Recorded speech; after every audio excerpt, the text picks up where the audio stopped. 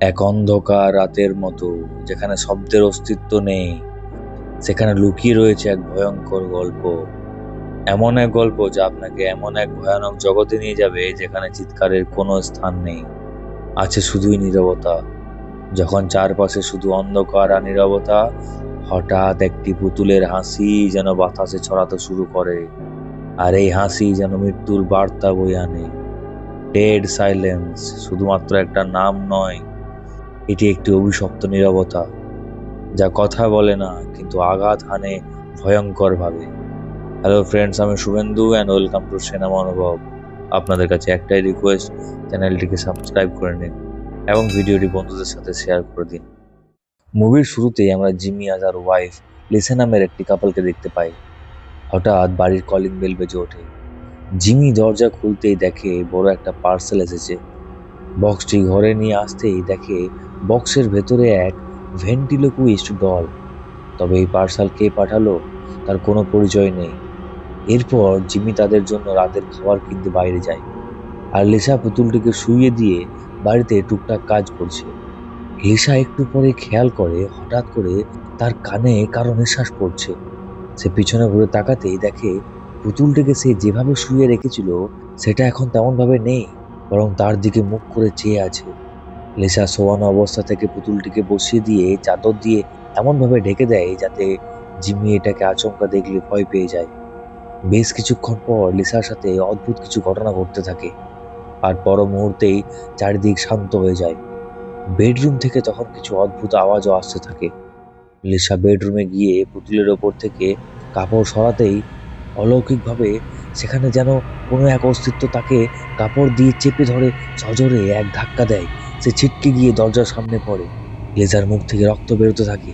এরই সাথে লিজা পিছনে ঘুরে তাকাতেই তার উপর কেউ যেন হামলা করলো আর লিজাকে মেরে ফেললো। জিমি ফিরে এসে লিজাকে অনেক ডাকাডাকির পরে মেঝেতে রক্ত দেখে আঁতকে ওঠে। সে শুনতে পায় রুম থেকে লিজার কণ্ঠ ভেসে আসছে। লিজা বলছে, জিমি, তোমার জন্য একটা সারপ্রাইজ আছে। জিমি লিজার কণ্ঠকে অনুসরণ করে যখন বেডরুমে গিয়ে চাদরটা সরায়, তখন আমরা দেখতে পাই লিজা অস্বাভাবিকভাবে মৃত অবস্থায় পড়ে আছে এবং তার জিভটি ভয়ানকভাবে কেউ ছিঁড়ে নিয়েছে এবং তার শরীর সাদা ও নীলচে বর্ণের হয়ে গেছে এবং পুতুলটা মেঝেতে পড়ে আছে। এরপর পুলিশকে সঙ্গে সঙ্গে খবর দেওয়া হয়। সেখানে অফিসার লিপ্টন জিমির ওপর সন্দেহ করতে থাকে, কিন্তু কোনো প্রমাণ না পাওয়া গেলে তাকে ছেড়ে দেয়। জিমি বাড়ি ফিরে সেই বক্সটাকে ভালোভাবে চেক করে। জিমি বক্সে ম্যারিসো ও বিলি নাম দেখতে পায়। ম্যারিসো রেভেনস্পিয়ার নামের এক শহরে থাকতো। সে এক সময় খুব বিখ্যাত ভ্যান্ডিলোকুইস্ট আর্টিস্ট, মানে একটা পুতুলকে নিয়ে পুতুলের মুখ নড়িয়ে কথা বলার অভিনয় করে তাদেরকে বোঝায়। কিন্তু ম্যারিসো এর কোনো সন্তান ছিল না, আর অদ্ভুতভাবে তাকেও কেউ খুন করে এবং কাকতালীয়ভাবে জিমির জন্মস্থানও রেভেনস্পিয়ারে। তাই জিমি দেরি না করে পুতুলটাকে নিয়ে তার বাবার সাথে দেখা করতে বেরিয়ে পড়ে তার জন্মস্থান রেভেনস্পিয়ারের উদ্দেশ্যে। জায়গাটা শহর থেকে বেশ কিছুটা দূরে, যেখানে খুব একটা মানুষ বসবাস করে না। জিমি দেখে তার বাবা এলা নামের একটা মেয়েকে বিয়ে করেছে, অর্থাৎ এখন এলা তার সৎ মা। জিমি তাদের সাথে দেখা করে এবং লিজার শেষকৃত্য কার্যের জন্য আয়োজন করতে সেখান থেকে বেরিয়ে যায়। আর সেদিন রাতটা কাটানোর জন্য জিমি একটা হোটেলে আশ্রয় নেয়। রাতে ঘুমানোর সময় পুতুলের চোখ দুটো যেন জিমির দিকে তাকিয়ে থাকে।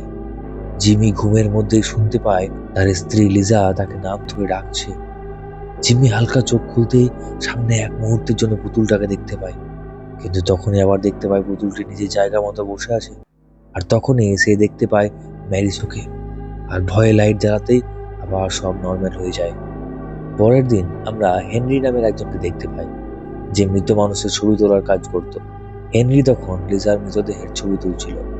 তখনই তার স্ত্রী ম্যারিয়নের আর্তনাদ সে শুনতে পায়। লাশের সাজসজ্জা করা রুমের মধ্যে একটা সিক্রেট বেসমেন্টের মতো জায়গা আছে। সেখানে ম্যারিয়ন লুকিয়ে বসে আছে এবং বারবার সে একই কথা বলে যাচ্ছে, সে চলে এসেছে, সে এখানে আমাকে খুঁজেই পাবে না। এখানে আমরা জানতে পারি যে তার স্ত্রী ভয় পেলে এখানে এসে লুকিয়ে থাকে।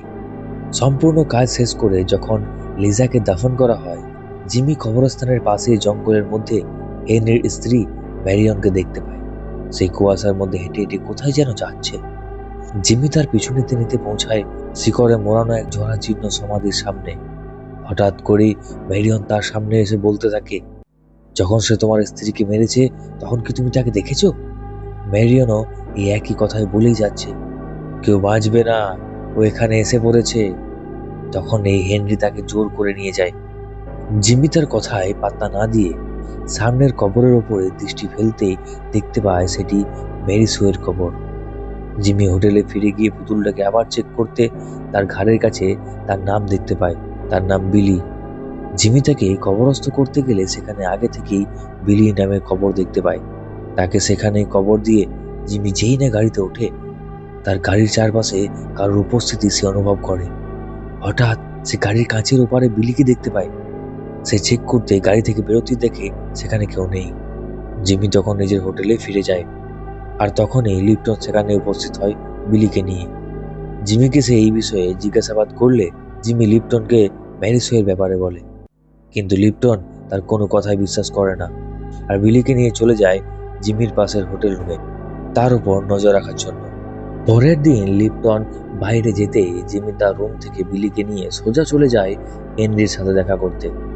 হেনরি ম্যারিসোয়ের নাম শুনতেই ভয় পেয়ে যায় আর বলে, ভুলেও তার নাম মুখে নিও না, এই গ্রামে কেউই তার নাম মুখে নেয় না। তবে ঘরে চলো, আমি সব বলছি। সিন ফ্ল্যাশব্যাকে যায়। হেনরি বলতে শুরু করে, যখন আমি ছোট ছিলাম তখন রেভিনস্পিয়ার শহরটা অনেক ঘনবসতি ছিল। ম্যারিসোয়ে লাস্ট একটা শোতে আমি উপস্থিত ছিলাম। আমি ওখানে গিয়েছিলাম জীবনে মাত্র একবার, আর সেটাই আমার প্রথম ও শেষ যাওয়া। ম্যারিসো এই শহরের সবচেয়ে জনপ্রিয় একজন ভ্যান্ডিলোকুইস্ট আর্টিস্ট ছিল। এর সাথে ম্যারিসো একজন প্রফেশনাল ডল মেকারও ছিল। শো শুরু হয়। ম্যারিসো বিলিকে নিয়ে অ্যাক্টিং শুরু করে। তখন হঠাৎ মাইকেল নামের একটা বাচ্চা বলে উঠল, আমি দেখেছি আপনার ঠোঁট নড়ছিল যখন বিলির কণ্ঠে কথা বলছিলেন। বাচ্চাটা ম্যারিসোকে নিয়ে মজা করতে থাকে।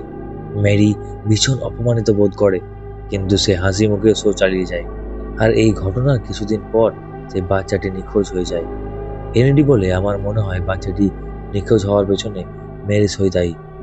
আর অদ্ভুতভাবে এরপর ম্যারিসো খুন হয়, তবে কে করেছে তা জানা যায়নি। তখন ম্যারির শেষ ইচ্ছার কথা জানানো হয়, যে তাকে যেন তার পুতুলদের সাথে দাফন করা হয়, কারণ সেই পুতুলদের সে নিজের সন্তান মনে করত। আর তার কাছে মোট 100টি পুতুল ছিল। তবে সে আরো বলেছিল, যখন তাকে কবরস্থ করা হবে তাকে যেন পুতুল বানিয়ে দাফন করা হয়। হেনরি জানায় তার বাবাও তার মতো একই কাজ করতেন। তাই ম্যারির বডি যখন তার বাবা নিয়ে আসে ফটো তোলার জন্য, তখন রাতে আমি যাই ম্যারি শোয়ের বডি দেখতে। তখনই ম্যারি আমার চোখের সামনে চলে আসে, তবে আমি চিৎকার করিনি, তাই বেঁচে গেছিলাম। ম্যারি মারা যাওয়ার পর এই শহরে শুরু হয় মৃত্যুর খেলা। হেনরি জিমিকে কিছু মৃত ব্যক্তিদের ফটো দেখায়, যেখানে আমরা দেখতে পাই প্রত্যেকের মৃত্যুই একইভাবে হয়েছে, যেমনটা লিসার সাথে হয়েছিল। চেহারা বিকৃত, জিভ কাটা। সিন কাট হয়। আমরা দেখি অফিসার লিপটন জিমির কথা যাচাই করার জন্য চলে যায় কবরস্থানে, যেখানে 100টা পুতুলকে দাফন করা হয়েছিল। আর জিমি চলে যায় সেই থিয়েটার হলে যেখানে ম্যারিসো শো করত। সেখানে থাকা এক বক্সে পুরনো এক বই সে দেখতে পায়। একটা মানুষকে কিভাবে পারফেক্ট পুতুল বানানো যায় তার পদ্ধতি বর্ণনা করা ছিল। তাছাড়া সে একটা পেপারে দেখতে পায় সেই নিখোঁজ শিশুর পিকচার, যেখানে বলা হয়েছে এক ধনী পরিবারের উত্তরাধিকারী শিশু নিখোঁজ, আর তার পেছনে কোনো এক অপরাধমূলক ঘটনা জড়িত আছে বলে সন্দেহ করা হচ্ছে। এবং সেই বাচ্চার নাম মাইকেল অ্যাসেন। এর মানে এই বাচ্চাটা জিমির কাকা ছিল। জিমি অদ্ভুতভাবে কারোর অস্তিত্ব অনুভব করে। তখনই হঠাৎ আয়নায় ম্যারিকে দেখতে পায়, তাই সে সেখান থেকে ভয়ে তাড়াতাড়ি বেরিয়ে যায়। এদিকে হেনরির বাড়ি থেকে যাওয়ার সময় জিমি পুতুলটাকে তার বাড়িতে রেখে যায়। আমরা দেখতে পাই পুতুলটার সাথে, অর্থাৎ বিলির সাথে হেনরির স্ত্রী কথা বলছে। সে বারবার ম্যারিসোয়ের কাছে ক্ষমা চাচ্ছে। হেনরি এটা দেখতেই রেগে যায়, আর পুতুলটা সে যেখানে লাশ রাখতো সেই রুমে নিয়ে চলে যায়। দেখা যায় বিলির চোখগুলো ঘুরে যাচ্ছে হেনরির দিকে। কিছুক্ষণ পর হেনরি তার স্ত্রীর কান্নার আওয়াজ শুনতে পায় সেই বেসমেন্ট থেকে। হেনরি তাকে সেখান থেকে বার করে আনার জন্য বেসমেন্টের ভেতরে ঢোকে, কিন্তু তখনই বেসমেন্টের দরজা লেগে যায় আর সেখানে হেনরি ম্যারির চোখে দেখতে পায়। তাকে দেখে হেনরি চিৎকার করে ফেলে। সাথে সাথে ম্যারি হেনরির জিভ কেটে নিয়ে তাকে মেরে ফেলে। দৃশ্য পরিবর্তন হলে দেখা যায় জিমি তার বাবার কাছে যায়। জিমির বাবা প্রথমে কিছু বলতে চায় না, কিন্তু সে একে একে বলতে শুরু করে। যে ছোট বাচ্চাটা নিখোঁজ হয়েছিল আসলে সে ছিল জিমির কাকা, মানে তার বাবার ভাই। তাই তাদের ফ্যামিলি আর কিছু প্রতিবেশী সন্দেহ করে যে এর পিছনে ম্যারিসয়ের হাত আছে। যেহেতু ম্যারি তার কণ্ঠের জন্য বিখ্যাত ছিল, তাই তার ফ্যামিলি তাকে চিৎকার করতে বাধ্য করে এবং জিভ কেটে হত্যা করে। কিন্তু ম্যারি মারা গেলেও সে পরিণত হয় প্রেতাত্মায়। আর একের পর এক সবার থেকে যারা যারা তার হত্যার পেছনে জড়িত ছিল তাদেরকেও ঠিক একইভাবে জিভ কেটে প্রতিশোধ নিয়েছে। এই কারণে ম্যারি জিমিদের বংশের কাউকে ছাড়ে না, আর এটা বংশ পরম্পরায় চলবে। তাই এই অভিশাপ থেকে জিমিকে বাঁচানোর জন্য তার বাবা জিমিকে তার থেকে দূরে সরিয়ে রাখত। কিন্তু জিমি এটা বুঝতে পারে না যে এর সাথে লিসার কি সম্পর্ক ছিল। তখন অফিসার লিপটন সেখানে আসে এবং জিমিকে জানায় 100টা পুতুল তাদের কবর থেকে উধাও হয়ে গেছে। আমার সন্দেহ এটা তোমারই কাজ, তাই তোমাকে আমি গ্রেপ্তার করব। তখনই এলা সেখানে এসে জানায় কেউ জিমিকে ফোন করছে। জিমি দেখে হেনরি ফোন করেছে, কিন্তু হেনরি কিভাবে ফোন করতে পারে? সে তো আগের দিনই মারা গেছে। তার মানে ম্যারি জিমিকে হেনরি সেজে ফোন করছে। সে তাকে বলে, আমি জানি তুমি নির্দোষ, আমার কাছে প্রমাণ আছে যেটা দিয়ে তুমি পুলিশের কাছে নিজেকে নির্দোষ প্রমাণ করতে পারবে, তাই আমার সাথে থিয়েটারে দেখা করো। এই খবরটা সে লিপটনকে জানায় এবং লিপটনকে ঠেলে ফেলে দিয়ে থিয়েটারের উদ্দেশ্যে পালায়। আর লিপটনও তাকে গাড়ি নিয়ে ফলো করতে থাকে। আর দুজনে পৌঁছে যায় সেই থিয়েটারে যেখানে ম্যারি শোয়ের লাস্ট শো হয়েছিল। জিমি সেখানে পৌঁছাতেই হেনরির গলা শুনতে পায়, আর লিপটনও বন্দুক নিয়ে তাকে ধরতে গেলে লিপটনও হেনরির গলা শুনতে পায়। লিপটন আর জিমি হেনরির গলা অনুসরণ করে একটা ঘরে পৌঁছাতেই তারা সেখানে দেখতে পায় সেই 100 পুতুল যেগুলো কবর থেকে নিখোঁজ ছিল, সেগুলো সব এখানে কাচের বক্সে বন্দি। তবে সেখানে একটা পুতুল মিসিং, সেটা হচ্ছে বিলি, কারণ জিমি আসার সময় বিলিকে হেনরির বাড়িতে রেখে এসেছিল। তখনই তাদের চোখ যায় সামনে বসে থাকা একটা পুতুলের দিকে। তবে এটা পুতুল নয়, বরং ছিল একটা মানুষ। তারা ভালোভাবে খেয়াল করলে দেখে এটা তার কাকা মাইকেল, এবং এখানেই প্রমাণিত হয় ম্যারিসই তাকে হত্যা করেছিল। তখনই তারা খেয়াল করে যে বক্সে বন্দি পুতুলগুলো একে একে তাদের ঘাড় ঘোরাতে থাকে সামনে রকিং চেয়ারে থাকা এক পুতুলের দিকে। জিমি দেখে সেখানে একটা ক্লাউন বসে আছে। জিমি তাকে ম্যারিসুয়ের নাম ধরে রাখে, আর তখনই ম্যারির গলা শুনতেই জিমি তাকে জিজ্ঞেস করে, তুমি লিজাকে কেন মেরেছো? ম্যারি বলে, আমার কাছে এসো, আমি তোমার কানে ফিস ফিস করে বলছি। জিম্মি কান পাতে। ম্যারি ফিস ফিস করে বলতে শুরু করে, তুমি তোমার পরিবারের শেষ বংশধর নও, বরং তোমার স্ত্রীর পেটে তোমাদের পরিবারের শেষ বংশধর ছিল, এবং এইখানে আমরা জানতে পারি লিজা প্রেগনেন্ট ছিল। এই কথা বলে সে মুখ থেকে তার লম্বা ভয়ঙ্কর জিভ বের করে। সেখানে ছিল অসংখ্য মানুষের জিভ যাদের সে মেরেছিল, এবং সে অট্ট হাসিতে মেতে ওঠে। আর লিপটন এটা দেখতেই ক্লাউনের ওপর গুলি চালিয়ে দেয়। এরপর ম্যারির আত্মা সব পুতুলগুলোর মধ্যে আসতে থাকে, আর লিপটন গান নিয়ে সেই পুতুলগুলোকে মারতে থাকে। এই সুযোগে জিমি পুতুলগুলোর বক্সে আগুন লাগিয়ে দেয়। আগুন লাগিয়ে তারা দুজনে পালিয়ে যেতে যেতে অফিসারের পা স্লিপ করে নিচে পড়ে গিয়ে চিৎকার করতেই ম্যারি তাকেও মেরে ফেলে। জিমি সেখান থেকে বেরিয়ে যায়, তবে তখনই তার মনে পড়ে যে আরও একটা পুতুল আছে, বিলি। সে হেনরির বাড়িতে যায়। সেখানে গিয়ে জিমি হেনরিকে মৃত দেখে অবাক হয়ে যায়। তার বুঝতে বাকি থাকে না তাকে থিয়েটারে ম্যারি ডেকেছিল। সে হেনরির স্ত্রীকে জিজ্ঞাসা করে, বিলি কোথায়? সে জানায় বিলিকে জিমির বাবা নিয়ে গেছে। জিমি অবাক হয়, কারণ তার বাবা তো হুইল চেয়ারে বসে থাকেন। সে চলে যায় তার বাবার কাছে আর গিয়ে বিলিকে খুঁজে পায়। আর যখনই ম্যারি জিমিকে আঘাত করতে যায়, তখনই জিমি বিলিকে ফায়ার প্লেসে ছুড়ে দেয়। ম্যারির সাথে সাথে সেখানেই মারা যায়। তবে আসল ধাক্কা খাওয়া তো এখনো বাকি আছে, যেটা জিমিও কল্পনা করতে পারেনি, আর আমিও। সে যখন তার বাবার কাছে যায় দেখতে তার বাবা কোনো কথা বলছে না কেন, পেছনে দেখতেই তার পায়ের তলার মাটি সরে যায়। আসলে তার বাবা এতদিন বেঁচেই ছিল না, কারণ ম্যারি এতদিন তাকে পুতুল বানিয়ে রেখেছিল, যাকে তার সৎ মা অর্থাৎ এলা কন্ট্রোল করছিল, আর এলার মধ্যেও ম্যারির আত্মা ছিল। এটা দেখে পিছনে ঘুরতে জিমি তার সামনে তার সৎ মাকে দেখতে পায়। এলা বলে, তো এখন বলো আসল পুতুল কে?